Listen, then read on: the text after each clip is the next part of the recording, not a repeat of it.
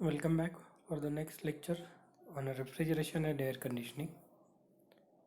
In the last lecture, we have discussed aircraft refrigeration and the various air cycles used in the aircrafts. So there are basically four methods for air refrigeration system. First one is simple system, second one is bootstrap system, third regenerative system, and last one is the ambient reduced ambient system. So with the help of these four systems, so aircrafts can be air conditioned by using the air refrigeration cycles. So now first we will discuss simple air refrigeration system. So generally this is a very basic cycle of air refrigeration system. So generally their simple air refrigeration system is not used in many cases. So this is a very basic cycle of air refrigeration system. So we will start with the schematic. In the schematic we are showing there is one jet compressor, then one heat exchanger is there, one turbine is there, and one fan is there. So how the a simple air refrigeration system works? So the surrounding air, when it passes to the jet compressor, so it passes through the convergent section. When the ambient air is passed to the convergent section, so that the kinetic energy as well as the velocity of that air should be increased, and then that air is called it as a ram air. I will once again repeat, the air after passing through the convergent section, then its velocity as well as kinetic energy will be increases. So this high velocity high kinetic energy air is called it as a ram air. That ram air is passes to the jet compressor. So in the compression, it compressor works that, so the compression action will takes place, pressure and temperature of the air is increases, and some amount of ram air is just bypassed. Not 100% ram air is transferred to the compressor.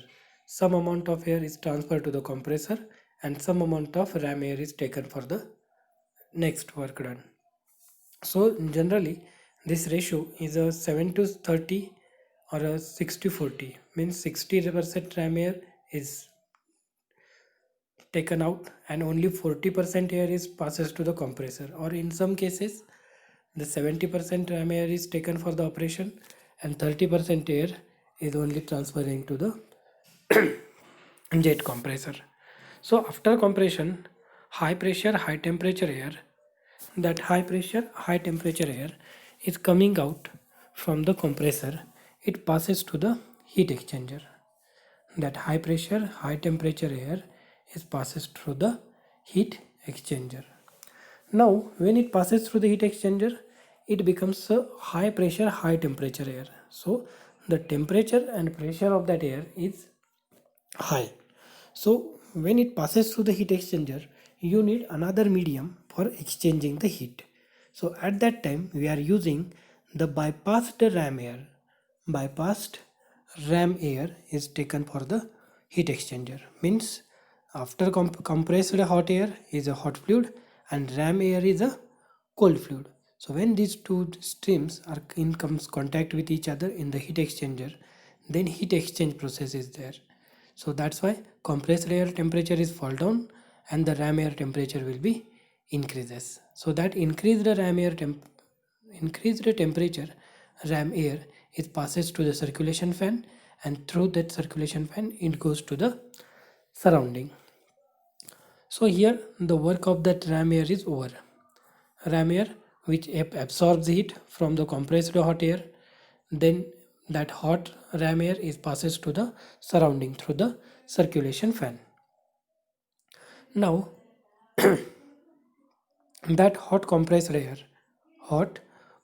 air after exchanging or after rejecting the heat to that ram air, its temperature is somehow decreases, and that low temperature or a moderate temperature compressed air is passes to the turbine. That low temperature or moderate temperature compressed air is passes to the turbine. Now when it enters into the turbine, the expansion takes place.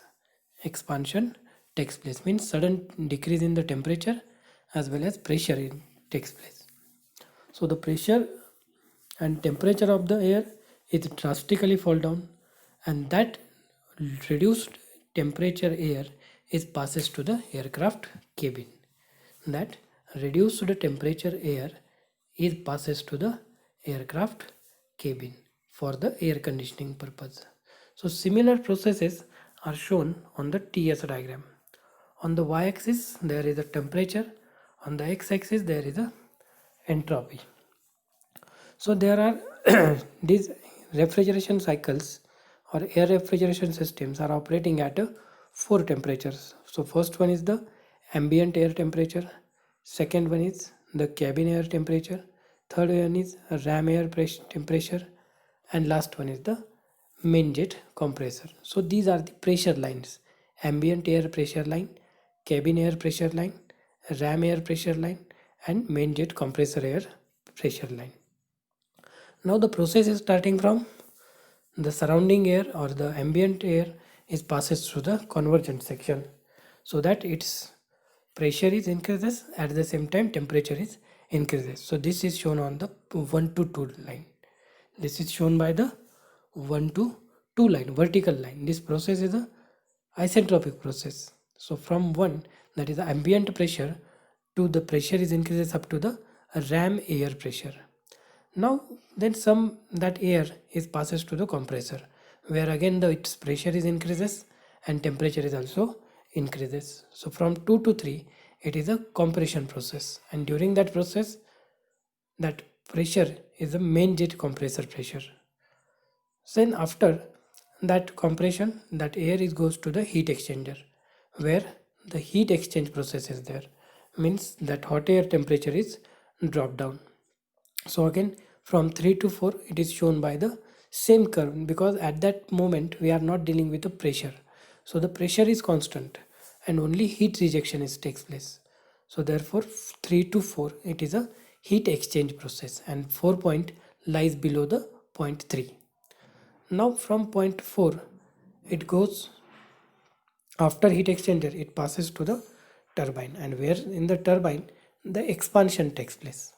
In the turbine expansion takes place. So after the expansion, pressure and temperature of the air, pressure and temperature of the air which is high at main jet air pressure temperature or main jet compressor pressure, so that pressure is drastically reduced to the cabin pressure, which is low pressure. So that pressure is reduced and ultimately temperature is reduced, and after that it passes to the aircraft cabin. So where it passes to the aircraft cabin, some amount of heat is absorbed. So by the absorption of heat, somehow temperature is increases. So it is shown by the line 5 to 6. So this is the simple air refrigeration cycle.